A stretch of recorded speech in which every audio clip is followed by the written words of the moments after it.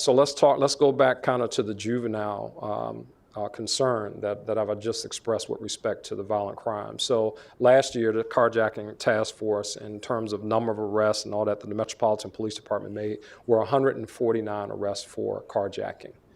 100 of those were juveniles. 100 were juveniles. 49 of them were carjacking. If we look at where we are so far this year, there have been 18 arrests for carjacking. 14 of those arrested so far are juveniles. So I think, certainly we have a direction in terms of where the issues and where the concerns are. The carjacking task force are very effective at what they do, but we have to look at the case beyond the point of arrest and see what is actually happening and what does that measure of accountability look like. I would dare say that the numbers are probably even greater than that, because in some instances, in many instances, let's say if the carjacker is not arrested immediately, but that car is picked up later on tonight, for example, and the victim in a particular case is unable to specifically identify this person being the person who carjacked them.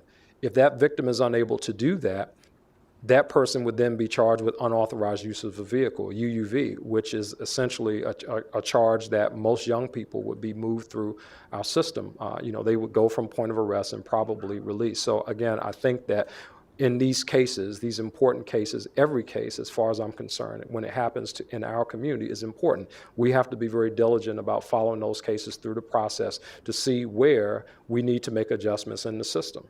Right? If we have 149 people arrested, so it's not that arrests aren't being made. Where do we need to make adjustments in the system? Is it that they need more help, more assistance? I don't know. Is it that perhaps maybe this particular young person is not ready to be in community at this particular time, and we have to figure out some alternative for that young person?